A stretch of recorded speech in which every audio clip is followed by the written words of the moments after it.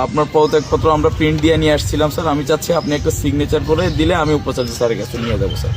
Sir আমি হয়তো আপনি শুনছেন যে আমরা আপনারা যারা আওয়ামীপন্থী ডিন আছেন তাদের, এটা তো আমি বারবার আপনাদের মেসেজও পাঠিয়েছি অফিসিয়াল ফরম্যাটে যে আপনারা দ্রুত এই ব্যাপারটা আপনারা পদত্যাগ করেন।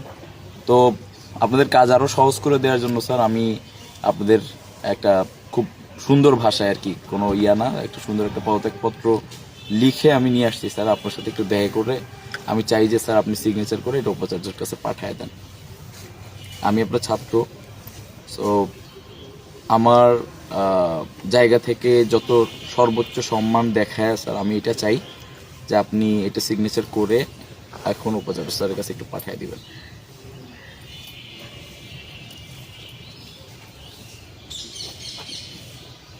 হ্যালো,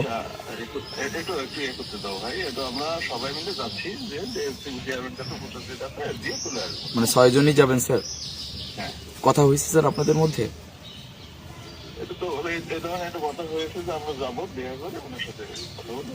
এটা কি আজকে?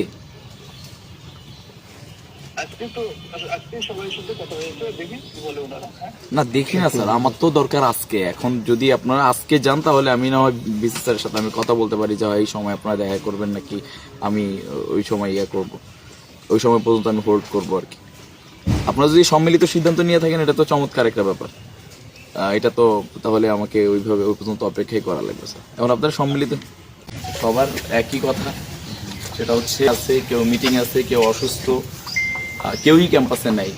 তো আমরা 6টা ডিন অফিসেই আমরা তালা মারবো না, কারণ আমাদের শিক্ষার্থীদের প্রত্যেক মিনিটের মূল্য আছে। সো প্রশাসন আমাদের উপাচার্য মহোদয় যত দ্রুত এখানে রিপ্লেস করে দিবে তত ভালো। তালা মারার সংস্কৃতিটা আর চাইতেছি না, আমরা ডিরেক্ট অ্যাকশনে যাইতে চাই।